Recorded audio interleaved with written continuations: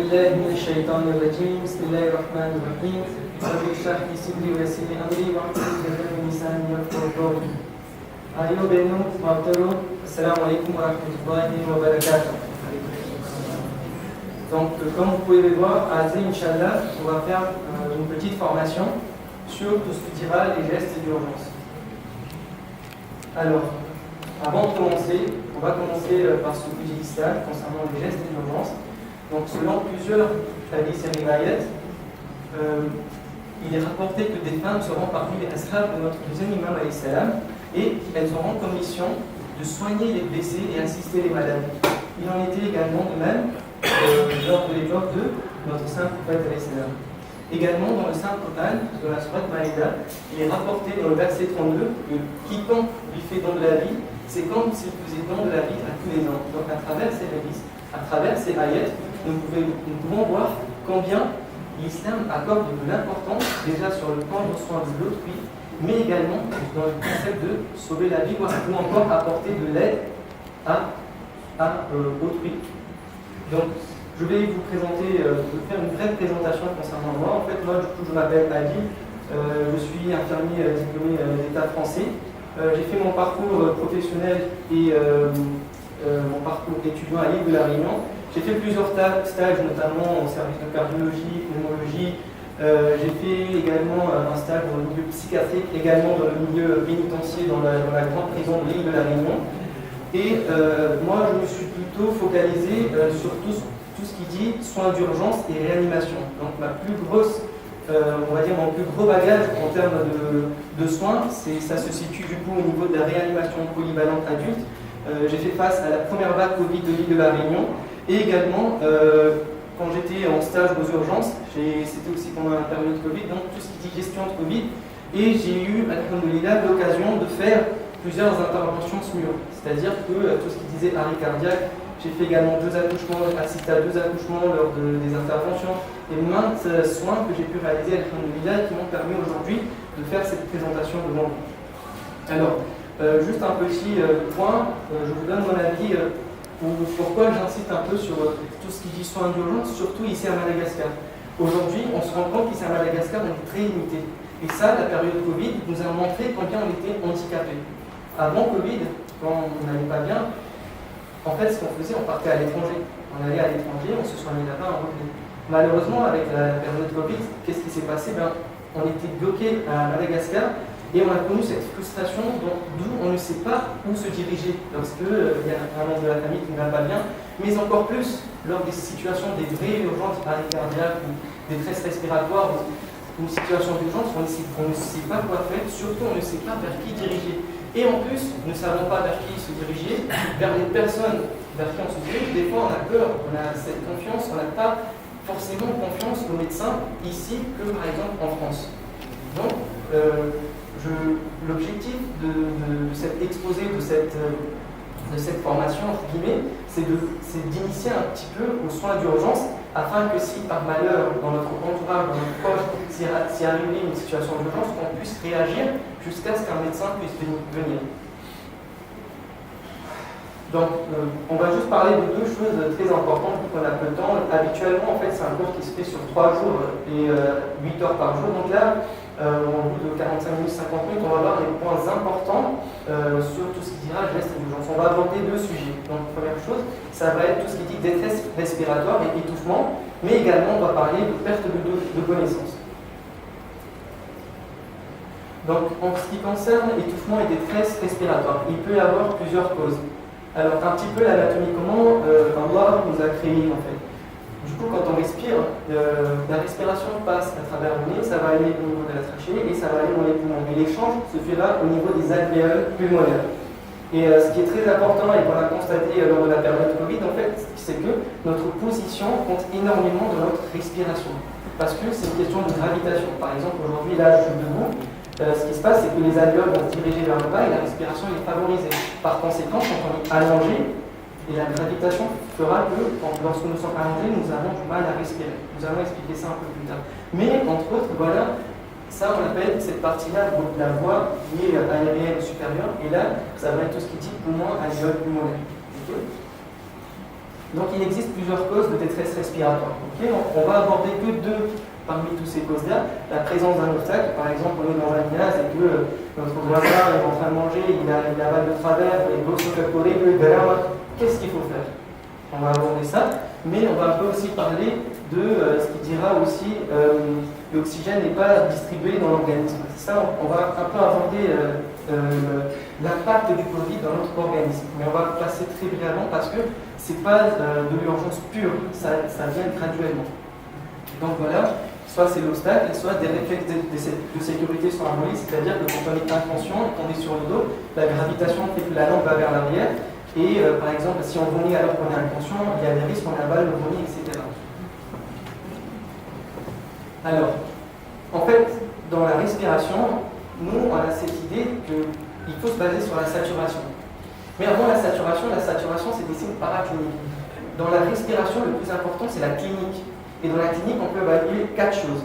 Dans ces 4 choses-là, il y a la fréquence, c'est-à-dire, là, je suis devant vous, quand je respire bien, j'ai une fréquence qui se situe entre 12 et 20. Donc, si je respire correctement. Si j'ai du mal à respirer, il y a des façons d'évaluer. Par exemple, je ne pourrais pas terminer mes phrases en un seul souffle. Là, on peut dire que je suis essoufflé. Okay, une personne qui a le Covid et que vous voulez évaluer, c'est une des manières de savoir comment elle termine ses phrases. Par exemple, là, j'ai du mal à terminer. Et directement, on sait que la personne est essoufflée, elle a du mal à respirer. Donc ça, c'est une manière d'évaluer la respiration. Également, il y a l'amplitude. Le diaphragme se situe à ce niveau-là. Okay, donc si on tire très fort et que vous voyez que ça monte profondément, là, on peut dire aussi que la personne a du mal à respirer parce qu'elle est en train de lutter. Également, il y a le rythme. Ça va un peu avec l'essoufflement. Comment la personne respire? Très vite, plus lentement, parce que Allah a fait notre corps de telle manière que quand il y a un manque, on va essayer de compenser. Et quand on va essayer de compenser, à ce moment-là, on va être essoufflé. Et dernière chose, la dyspnée. La dyspnée qui veut dire essoufflement. Donc c'est ces 4 points-là qui vont nous permettre d'évaluer dans un premier temps l'état clinique respiratoire d'un patient.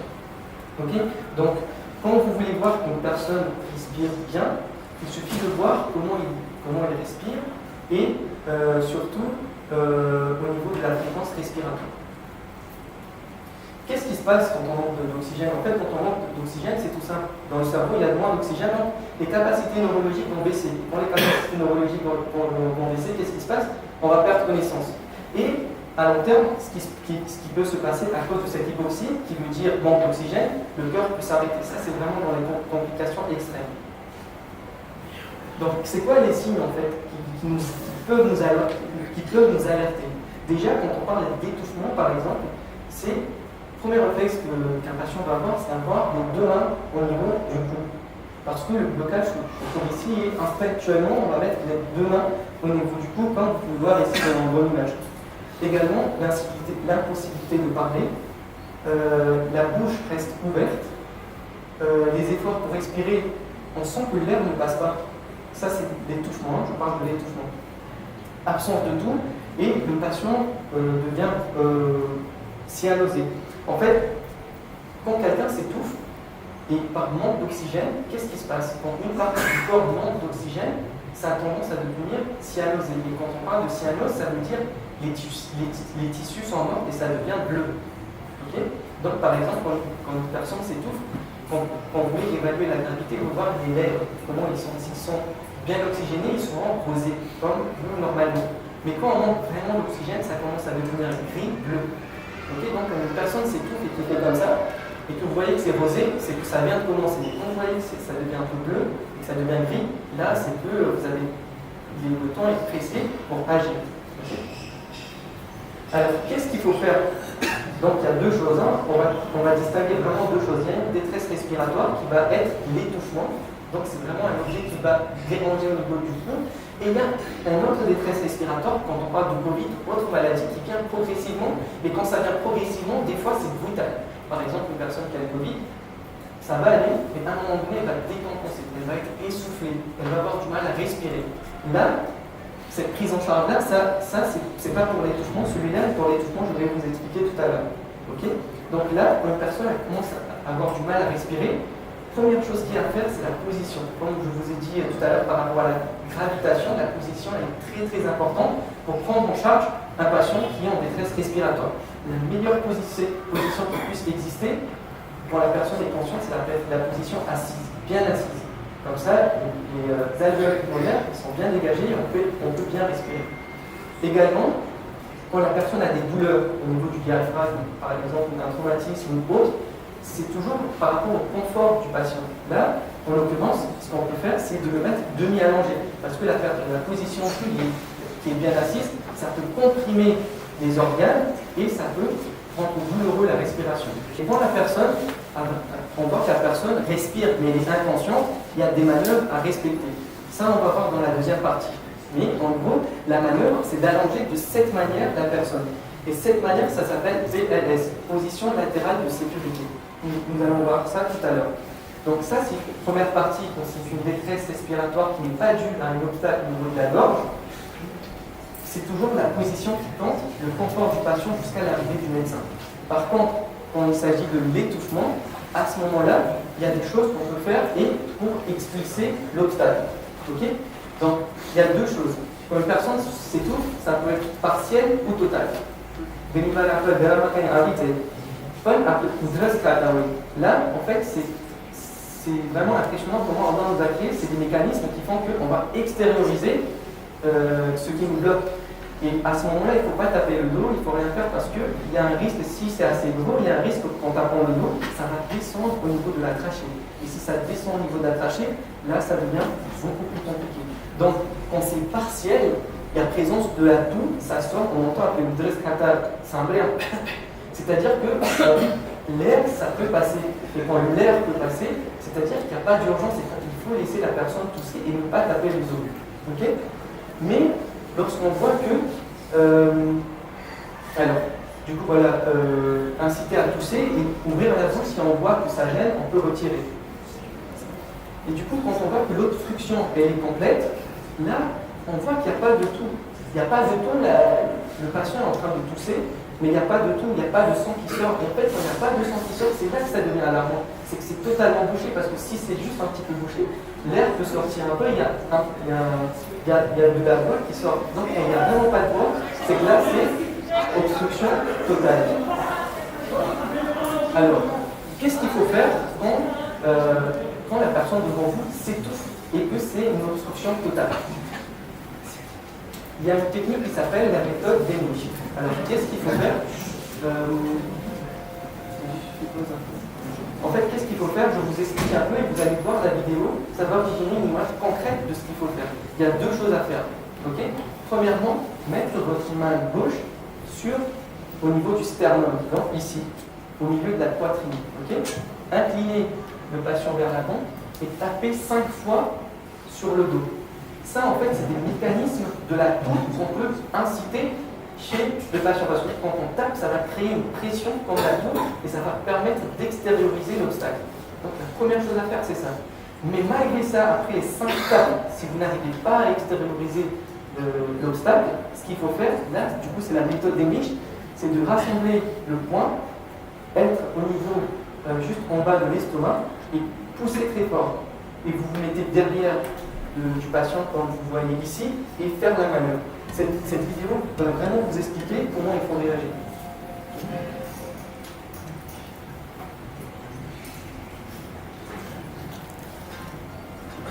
Dans cette vidéo, vous allez apprendre à porter secours à une victime de plus d'1 an qui s'étouffe.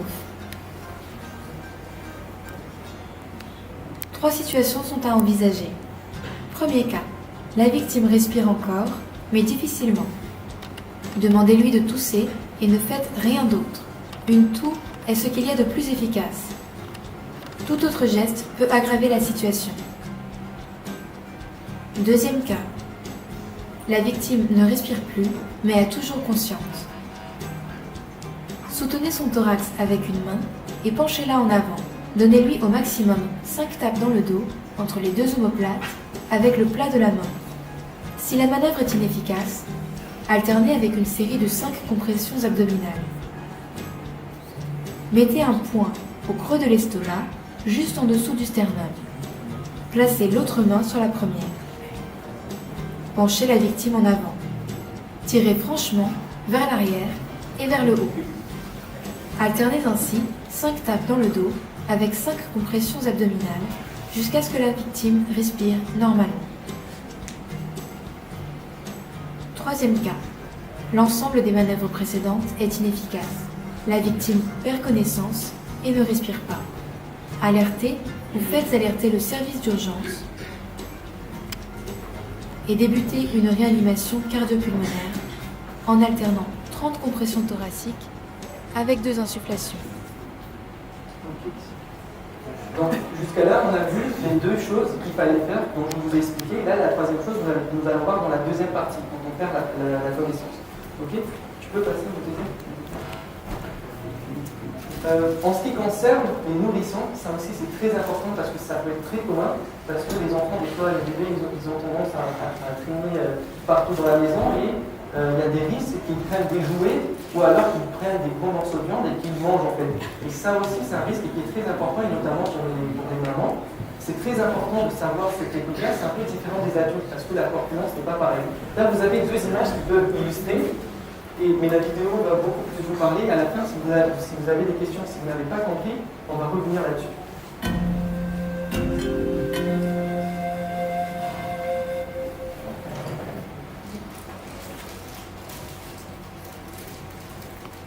Dans cette vidéo, vous allez apprendre les gestes qui sauvent lorsqu'un nourrisson de moins d'1 an s'étouffe. 3 situations sont possibles. Cas numéro 1.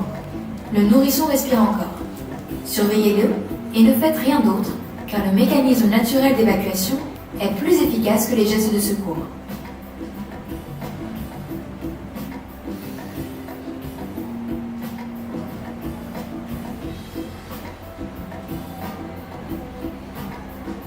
Cas numéro 2. Le nourrisson ne respire plus, mais est toujours conscient. Réalisez 5 tapes dans le dos. Maintenez sa tête avec les doigts de part et d'autre de sa bouche, sans appuyer sur sa gorge. Couchez-le sur votre avant-bras, tête plus basse que le thorax.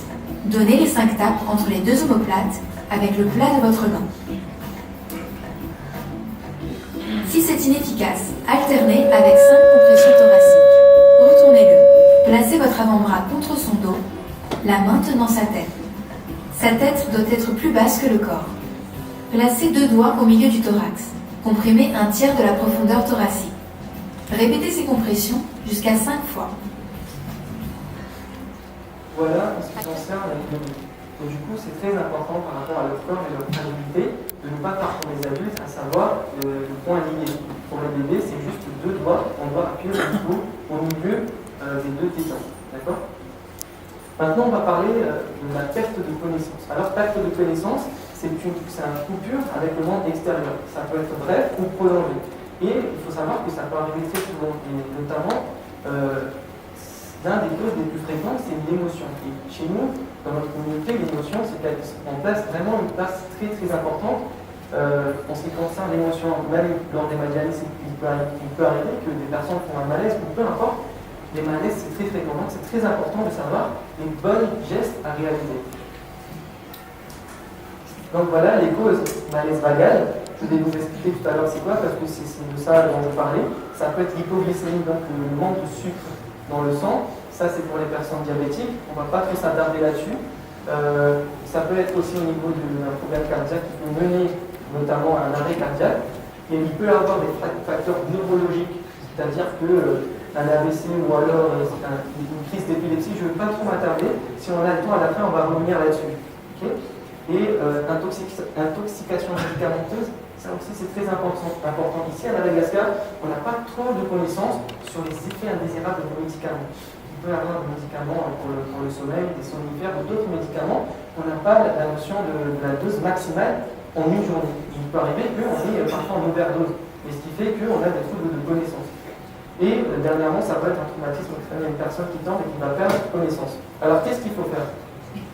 Alors, malaise vagal, cette vidéo va vous expliquer c'est quoi un malaise vagal, les causes et ce qu'il faut réaliser. Le malaise vagal désigne un étourdissement pouvant aller jusqu'à l'évanouissement. Il est lié au nerf vague qui va de l'estomac au cerveau en passant par le cœur. Lorsqu'il est trop stimulé, la fréquence cardiaque ralentit, la tension artérielle chute, provoquant une mauvaise oxygénation du cerveau. Ce type de malaise est assez fréquent et n'a rien d'alarmant. Il dure généralement quelques secondes et la victime reprend connaissance spontanément. La personne peut ressentir plusieurs symptômes lors d'un malaise vagal. Des vertiges, des sueurs froides, des nausées, une vision floue, des acouphènes. Les causes d'un malaise vagal sont en général un choc émotionnel, une forte chaleur, un stress important, une grande fatigue. Comment réagir face à une personne souffrant d'un malaise vagal? Laissez-la allongée sur le sol. Surélever ses jambes à l'aide d'une chaise ou d'un tabouret par exemple. Restez auprès d'elle jusqu'à son réveil. Hydratez-la après le choc. En cas de malaise vagal, il est en général inutile de prévenir les secours. Néanmoins, si la victime tarde de reprendre connaissance, souffre de diabète ou d'une pathologie cardiaque, appelez les urgences en composant le 15 pour le SAMU ou le 18 pour les pompiers. Donc voilà, l'une des principales gestes qu'on pouvait faire, c'était de mettre les gens en hauteur. En fait, l'intérêt, c'est de favoriser le reflux du sang vers le cœur pour permettre de concentrer tout l'oxygène au niveau du cerveau. Et ça va permettre de réoxygéner le cerveau. Toujours question de gravitation. Là, je suis debout, en fait, le sang qui est au niveau de mes jambes auront du mal à remonter. Par contre, si je m'assois et je mets mes jambes sur les nez, avec la gravitation, ça va être plus facile pour le sang de retourner vers le cœur. Donc, l'objectif, en fait, à chaque fois qu'il y a un malaise ou quoi qu'il en soit, c'est toujours favoriser l'oxygénation du cerveau. Plus le cerveau va manquer d'oxygène, plus on va se sentir mal, faible, nauséeux, ou on aura des sensations de vertige. Alors, c'est quoi en fait les risques lorsqu'on perd connaissance? Alors, lorsqu'une personne perd connaissance et qu'elle est allongée, l'un des risques en fait, c'est que la langue, comme j'ai dit au tout début de la présentation, la langue va aller vers l'arrière. Et en fait, quand la langue va vers l'arrière, ça va obstruer les barres aériennes. Ça veut dire que la langue va bloquer le passage d'oxygène vers les poumons. Et ça, c'est un problème. Si l'oxygène ne rentre pas dans les poumons, là, la complication, ça peut être l'arrêt cardiaque. Également, l'un des problèmes lorsqu'on est inconscient allongé sur le dos, c'est que si la victime vomit, elle va inhaler son vomi. Si la personne inhale le vomi, elle va faire des infections, elle va bloquer encore une fois la trachée, donc la respiration. Donc, ça va créer des problèmes. Et que faire alors? Donc, une chose qui est très importante, une personne qui est inconsciente mais qui respire, il ne faut jamais le laisser sur le dos. Et c'est là où on va parler de la position latérale de sécurité. Alors, on parle de perte de connaissance. Mais comment évaluer la connaissance? Donc, la première chose à faire quand vous voyez une personne qui est allongée par terre ou qui vous semble inconscient, c'est vraiment de stimuler. Il y a la stimulation verbale, c'est-à-dire de parler fort. Vous dites, ça va. Il faut vraiment la stimuler verbalement. Et après, il faut la stimuler avec de la douleur ou alors avec la motricité, c'est-à-dire appuyer ses deux mains et vraiment l'inciter à vraiment la stimuler en appuyant les deux mains et dire, si vous m'entendez, serrez-moi la main. Et là, si vous voyez qu'il n'y a aucune réaction par rapport à la réponse verbale ni motrice, à ce moment-là, on va dire que la personne est inconsciente. Okay. Et donc, c'est quoi la conduite à tenir? Là, vous appelez, vous stimulez, la personne ne vous répond pas. Donc là, il faut maintenant évaluer la respiration. Parce que si la personne respire, on va mettre, comme tout à l'heure, la position latérale de sécurité. Mais si la personne ne respire pas, là, ça veut dire que la personne est en arrêt cardiaque. Okay. Comment évaluer la respiration? Une personne qui va être sur le dos, première chose qu'il faut faire, c'est libérer les voies aériennes. Quand la personne est allongée comme ça, vous voyez la langue, elle va bloquer la trachée. Là, c'est la langue, elle bloque. Ici, vous pouvez voir l'espace bleu, c'est là où l'oxygène va passer. Okay. Mais quand la personne est allongée vraiment sur le dos, on voit que l'oxygène ne passe pas. Donc, pour apprécier la respiration, ce qu'il faut faire, en fait, il faut lever le menton vers le haut. Ça va libérer les voies aériennes, comme ça. Et après, à ce moment-là, il faut écouter. Mais il ne faut pas oublier que si la personne porte une cravate, et notamment chez nous, le bol d'eau, ça peut être quelque chose qui peut être un frein dans la respiration. Bol d'eau et aussi la ceinture. Parce que le diaphragme se situe à ce niveau-là. Donc quand on respire, les muscles vont se contracter. Et s'il y a quelque chose qui sert au niveau du poumon, ça peut impacter au niveau de la respiration et pareillement au niveau de la ceinture. Donc il faut défaire la ceinture, enlever tout ce qui gêne. Et là, on va apprécier la respiration. Donc qu'est-ce qu'il faut faire? Donc la personne est allongée, on va mettre l'oreille au niveau de sa bouche et on va regarder son ventre. Donc on met l'oreille au niveau de la bouche, Ça, c'est pour si jamais la personne va respirer, on va directement entendre la respiration ou le souffle au niveau de notre joue. Et on regarde au niveau du ventre s'il y a des surélèvements. Okay. Et ça, on doit regarder pendant 10 secondes. Et c'est une fois cette étape-là, pour voir qu'il n'y a pas de respiration, qu'on peut dire que la personne est en arrêt. Donc, on va voir l'arrêt tout à l'heure, mais avant ça, on avait parlé de la position latérale de sécurité. En fait, l'intérêt de cette position-là, c'est que, en mettant le patient sur le côté, la langue va aller sur le côté. Donc, elle ne va pas bloquer la respiration. Mais également, si la personne vomit, ça ne va pas rentrer à l'intérieur, ça va sortir sur le côté. Donc, c'est vraiment l'intérêt de la manœuvre qu'on fait pour le PLS. J'aurais aimé vous montrer comment le faire, mais je pense qu'on ne pourra pas voir, les personnes qui sont derrière ne pourront pas voir. Mais en gros, quand on met sur le côté, il faut mettre une main au-dessous de la tête pour protéger la tête et mettre sur le côté. L'intérêt de mettre la jambe pliée, c'est de maintenir la position en fait. C'est quand vous dormez comme ça sur le côté, vous allez perdre l'équilibre, vous allez vous tourner sur le ventre. Donc l'intérêt de plier la jambe en fait, c'est juste de garder cette position. Donc là, il y a une animation qui va vous montrer que faire pour une personne, pour retrouver une personne qui a perdu connaissance, et également la manœuvre du PLS.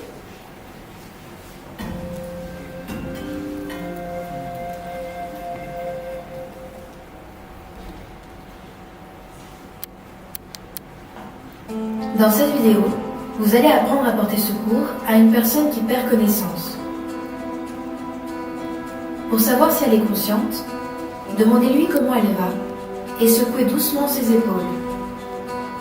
Si elle ne réagit pas et si vous êtes seul, appelez à l'aide. Allongez-la sur le dos. Vérifiez la respiration en plaçant une main sur le front de la victime et positionnez les doigts de l'autre main sous la pointe de son menton. Basculez prudemment sa tête en arrière et soulevez son menton pour dégager les voies aériennes. En approchant votre oreille de sa bouche pendant 10 secondes, essayez d'entendre et de sentir le souffle de sa respiration et vérifiez que la poitrine se soulève. Adoptez les bons gestes en fonction de l'état de la victime. Si elle respire, installez-la en position latérale de sécurité.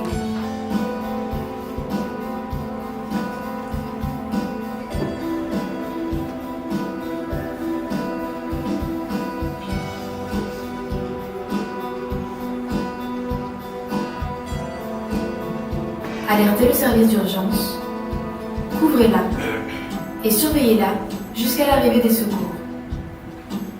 Si elle ne respire pas, alertez ou faites alerter le service d'urgence.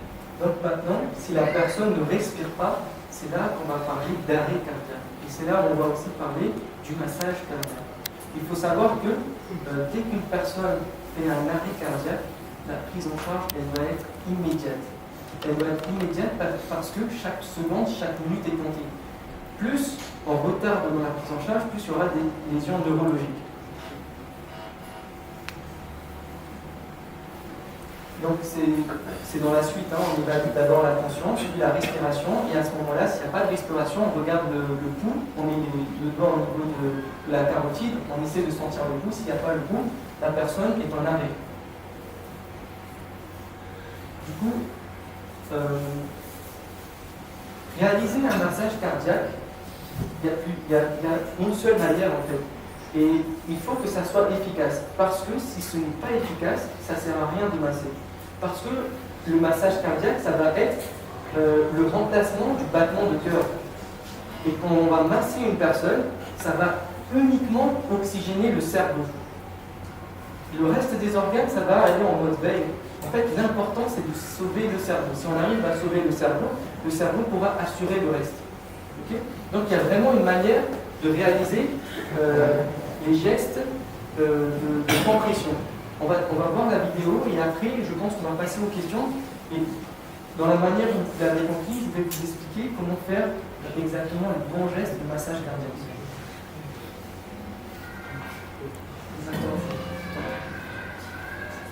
Comme vous pouvez voir ici, juste, vous voyez, le principe c'est de mettre les paumes de la main au milieu du sternum, au milieu de la poitrine, on dit le sternum, Et ne pas fléchir surtout les deux coudes pour avoir assez de force. Et à ce moment-là, commencer le massage cardiaque. Et le rythme environ, c'est 100 compressions tous les minutes. 100 compressions tous les minutes. Et tous les 30 compressions, il faut faire des insufflations, c'est-à-dire du bouche à bouche.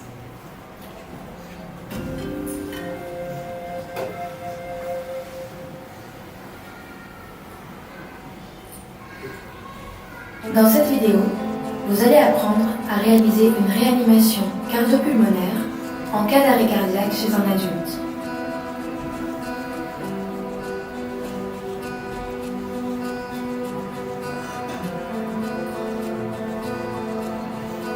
Si une personne perd connaissance, appelez à l'aide si vous êtes seul. Allongez-la sur le dos. Vérifiez la respiration en plaçant une main sur le front de la victime et positionnez les doigts de l'autre main sous la pointe de son menton. Basculez prudemment sa tête en arrière et soulevez son menton pour dégager les voies aériennes. Si vous ne voyez pas de mouvement respiratoire, vous n'entendez rien, vous ne sentez pas d'air sur votre joue, alors la victime ne respire pas. Alertez le service d'urgence et seulement s'il est à proximité, allez chercher un défibrillateur. Si des témoins sont présents, demandez-leur de le faire. En l'absence d'un défibrillateur ou en attendant qu'un témoin vous l'apporte, débutez une réanimation cardio-pulmonaire. Pour cela, placez le talon de l'une de vos mains au milieu de la poitrine nue de la victime. Posez votre autre main sur la première en entrelaçant éventuellement vos doigts. Positionnez-vous au-dessus de la poitrine de la victime avec les bras bien droits. Comprimez 30 fois le thorax avec une profondeur d'environ 5 à 6 cm. Gardez un rythme de 2 compressions par seconde. Alternez ainsi des séries de 30 compressions avec 2 insufflations si vous savez le faire. Sinon, effectuez uniquement des compressions thoraciques. Si vous effectuez un bouche à bouche, n'oubliez pas de rebasculer en arrière la tête avant les insufflations et assurez-vous que la poitrine se gonfle. Continuez la réanimation sans interruption jusqu'à ce que la victime commence à respirer normalement, ou que le service d'urgence arrive, ou que le défibrillateur soit mis en place.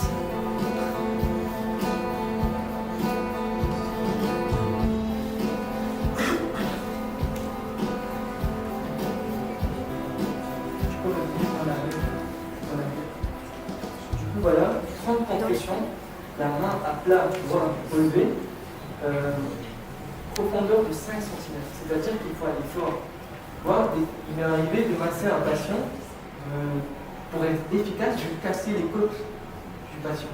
Parce que pour être efficace, il faut vraiment aller fort et l'objectif étant d'oxygéner le cerveau. Donc il ne faut pas hésiter, il y a mieux avoir un patient qui est vivant et avoir les côtes cassées que de pas vivant. Du coup, c'est vraiment être efficace et bien faire des compressions thoraciques. Ici, vous avez un graphique qui montre en fait l'importance que le geste soit immédiat. Plus on va retarder dans la prise en charge, plus le cerveau va prendre un coup. Ici, on peut voir en fait, là c'est le temps, et là c'est le pourcentage du dégât au niveau du cerveau. Déjà, on est ici environ à 3 minutes. Si on prend du temps à débuter le massage cardiaque, de 3 minutes, le cerveau va déjà perdre 75% de sa capacité. Et figurez-vous qu'au bout de 6 minutes, 8 minutes, on est déjà à quasi 10%. Et en termes de statistiques, si on réalise des gestes de premier secours convenablement et que les médecins arrivent à temps, la chance de survie est entre 14 et 20%, si c'est fait correctement. Et plus on retarde, plus ça va baisser, et plus les compressions vont être inefficaces, plus le cerveau du patient va prendre un coup. Donc voilà la présentation dans sa globalité. Je vous remercie de votre attention. Maintenant, si vous avez des questions, oui. Premièrement, pourquoi croiser les bras comme ça? Deuxièmement, pour la bouche à bouche, est-ce qu'on insuffle de l'air ou on respire de l'air? Donc deux choses. En fait, quand on fléchit les deux bras, c'est au niveau de paume de la main qu'on va avoir de la force. Donc là, je suis debout, je fais comme ça. En fait, c'est mes talons qui me tiennent. Là, mes pointes de pied, ça va rien en fait quand je fais comme ça. C'est exactement pareil. Quand on est sur le patient comme ça, les épaules qui sont bien au-dessus, et en fait, la force, elle va arriver au niveau de la paume de la main. Et l'intérêt d'avoir une paume au-dessus de l'autre, c'est d'avoir le maximum de force. Parce que je vous assure que quand vous massez un patient, au bout d'une minute, 2 minutes, vous êtes à sec. Vous avez un cartable dans le service, notamment pendant la période Covid, on avait eu tellement. On était 3 soignants à se relayer, à masser pendant 30-45 minutes. Et là, je vous assure qu'au bout d'une minute, 2 minutes, vous sentez les coups. C'est vraiment très très difficile. Donc en fait, il faut être efficace. La posture, elle compte énormément. Plus vous êtes bien positionné, plus ça va être efficace et plus vous allez être moins fatigué. Première chose. Concernant le bouche à bouche. D'abord, libérer les voies aériennes. Donc vraiment mettre la tête en arrière. Et il faut boucher le nez, parce que si vous le mettez dans la bouche, ça va sortir au niveau du nez, ça ne va même pas arriver au niveau du poumon. Donc vraiment, libérer les voies aériennes, boucher le nez. Et une chose qui est très importante dans votre question, c'est de respirer et de mettre l'oxygène que vous allez expirer dans la bouche du patient. Et une des manières d'évaluer l'efficacité, c'est de voir le thorax gonfler, comme s'il respirait. Sachant que nous, quand on respire, il y a 23, on va consommer de l'oxygène, mais dans l'expiration, il y aura une partie d'oxygène. C'est ça qu'on va donner aux patients. Est-ce que vous avez d'autres questions? N'hésitez pas, sur le oui. Du coup, on fait la même chose quand il y a une arrêt cardiaque pour les cas de Covid. Ouais. Oui, Covid, on fait aussi exactement la même chose. Mais pour les bouches à bouche, on ne le fait pas parce qu'il y a un risque de contamination qui est très élevé. Quand c'est à l'extérieur, on fait juste le massage cardiaque. Quand c'est dans un milieu hospitalier, il existe un matériel qui s'appelle le BAVU. Le BAVU, c'est on met au niveau de la bouche et il y a de l'oxygène et on appuie dessus et en fait ça fait la fonction qu'on fait d'insufflation. Donc c'est ce qu'on fait quand on est dans un milieu hospitalier. Il y a un cas qui s'est passé ici à la mosquée, par exemple, dans la salle de conférence. Un jeune était tombé et il était inconscient. Et entre jeunes, personne n'a su quoi faire. Il y a un qui a commencé à le gifler. Et lorsqu'on l'a giflé, il était devenu déjà presque bleu. C'est là qu'il s'est réveillé. Qu'est-ce que c'est? En fait, le but, c'est d'abord savoir la cause. C'est quoi la cause de l'arrêt? Il peut y avoir plusieurs causes. Très généralement, c'est un arrêt cardiaque. Quand on parle d'arrêt cardiaque, c'est qu'il y a un caillot qui gêne au niveau du cœur. Moi, par exemple, ça m'est arrivé aussi, j'avais un patient, lorsque j'étais en réanimation, le patient a pris son scopé. Du coup, un patient scopé, c'est-à-dire qu'on a en permanence sa tension artérielle. On voit que quand un patient fait un arrêt, on voit que la tension baisse d'un coup. Il passe de 12 de tension à 6,4. Et à ce moment-là, je suis rentré dans la chambre et qu'est-ce que j'ai fait? J'ai donné un coup de poing, 2 coups de poing au niveau du sternum. J'ai donné 2 coups de poing et directement il est reparti. En fait, des fois, en donnant des coups de poing, pas abuser non plus, mais que ça soit efficace, en fait, le coup de poing sternum, ça s'appelle, vous pouvez vérifier sur internet, ça s'appelle le coup de poing rétro-sternal. C'est au niveau ici et ici. Donner 2 coups de poing, ça permet soit de mobiliser le caillot qui est au niveau du cœur, ou alors de stimuler le cœur, c'est comme un peu quand on choque. Et du coup, le fait de choquer et donner des impacts avec la pression qu'il y aura, ça peut faire repartir le cœur. Sachant que le cœur, il bat automatiquement. Et des fois, quand il est malade, il oublie de battre en fait. Et là, il fait un arrêt. Des fois, quand on tape, notamment, il y a une maladie qu'on appelle la REPA, c'est la fibrillation auriculaire. Ça veut dire que le cœur, il bat anarchiquement. C'est pas comme ça, c'est anarchique, c'est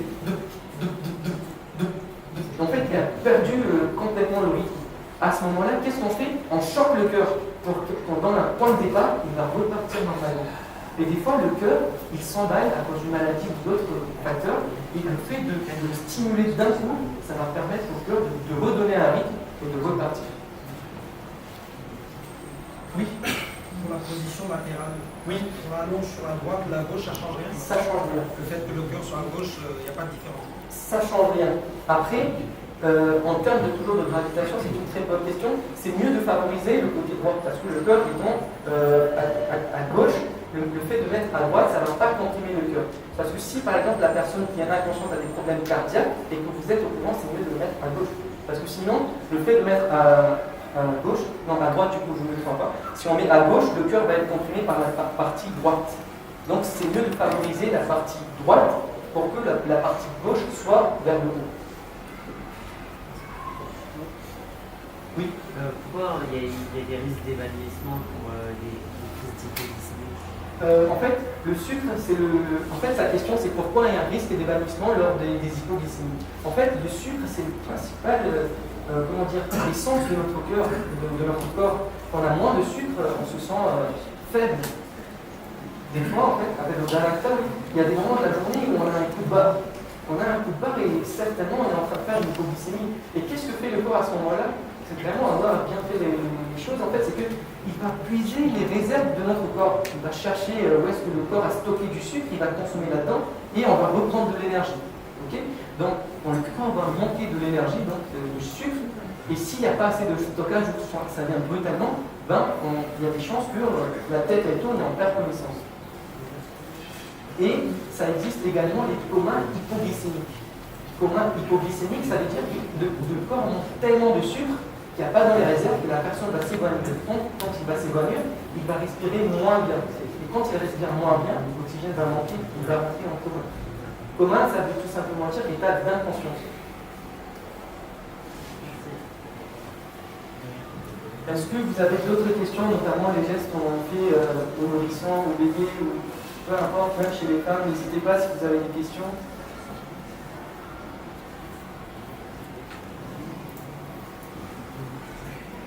Oui?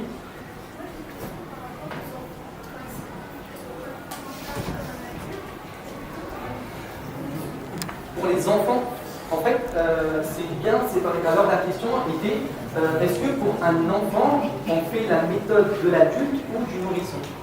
En fait, la méthode de l'adulte, ça débute au bout de 1 an. C'est vraiment, en fait, c'est au niveau de la corpulence. Donc, après 1 an, on fait la méthode de l'adulte. Mais il faut toujours adapter ces gestes par rapport au corps du patient. Okay, vous n'allez pas frapper le dos d'un adulte de 45 ans qu'un enfant de 5 ans, par exemple. Mais le geste reste la même chose.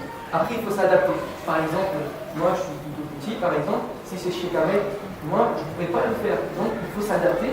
Je me mets sur une chaise, je me mets en hauteur pour que j'ai assez de niveau et je me mets en hauteur pour pouvoir réaliser le geste. Par conséquent, si c'est un enfant, je me mets à genoux. Donc, il faut s'adapter pour que le geste soit le plus efficace possible.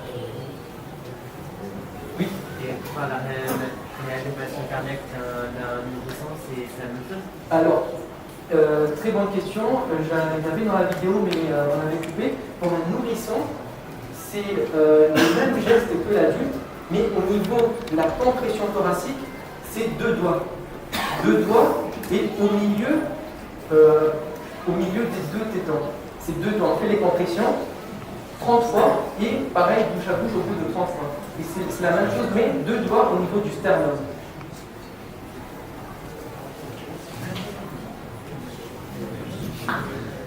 Oui. Vous dites qu'il faut alterner les bouches à bouche, et si on ne sait pas le faire, en fait, c'est quoi la différence entre maintenir la pression avec les battements et le bouche à bouche? Est-ce qu'il y a une différence minime? Alors, en fait, là, nous, normalement, là, je suis devant vous, il y a 3 fonctions qui me permettent de rester en vie. Il y a la fonction neurologique, il y a la fonction respiratoire, et il y a la fonction circulatoire. Neurologique, parce que je suis conscient, je vous parle, mon cerveau est oxygéné. Il y a la fonction respiratoire. Donc, bon, les poumons fonctionnent, je respire, la respiration, l'oxygène arrive au niveau de mes organes. Et la fonction circulatoire, c'est-à-dire que mon cœur bat pour faire parvenir cet oxygène. Quand on va masser, on va assurer 2 fonctions. La fonction respiratoire et la fonction circulatoire. Donc, les compressions thoraciques auront pour objectif de remplacer les battements cardiaques. Et les insufflations auront pour objectif de donner l'oxygène au poumon. Donc on va assurer ces 2. Sachant aussi qu'on peut assurer les 2, la fonction neurologique peut revenir parce que la fonction neurologique a disparu, entre guillemets, parce qu'il a manqué d'oxygène. Et concernant le temps est déjà fini, hein, juste une question. Concernant l'apnée, Alors, l'apnée, il y a l'apnée volontaire ou involontaire. Quand on rentre dans la piscine et qu'on bloque notre respiration, ça s'appelle de l'apnée. Mais à savoir que les poumons, il y a une partie réserve d'environ 6 litres de capacité pulmonaire. Parmi nous, 2,5 litres, c'est la capacité de réserve. C'est-à-dire que là, si je coupe ma respiration, je vais puiser dans mes réserves. Notamment chez les patients Covid, ils n'ont pas de réserve. Lorsqu'ils montent les escaliers, ils sont très essoufflés parce qu'ils n'ont pas de réserve. Et donc, par exemple, un patient Covid, il va se faire. Donc ça, c'est l'apnée qui est volontaire qu'on va puiser dans la réserve. Et après, il y a l'apnée pendant le sommeil. Ça aussi, il faut bien surveiller parce que pendant le sommeil, une personne peut couper sa respiration et ça peut impacter du coup les enfants. Et du coup, comme là c'est décalé, en fait là c'est vraiment une première approche concernant les premiers les soins de base. Et ces gestes sont parfois complexes, il faut les pratiquer. Il faut les pratiquer, il faut voir, il faut comprendre le mécanisme. Là, c'est présenté très rapidement. Donc, pour ceux qui sont intéressés, on peut faire une sorte de séminaire avec des ateliers pour montrer comment réaliser les bons gestes et expliquer d'autres soins d'urgence. Par exemple, on a mis des nez qui saignent, ou alors il y a d'autres.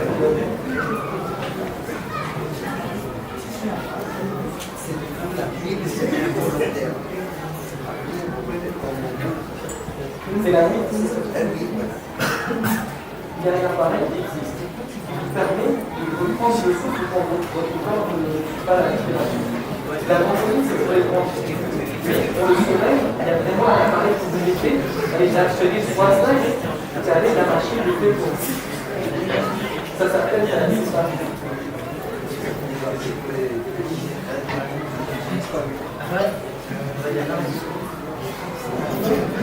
Ça dure à peu près 10 secondes. Après, le corps s'attaque, on utilise la réserve. Je voudrais vous remercier de votre attention. Ça doit être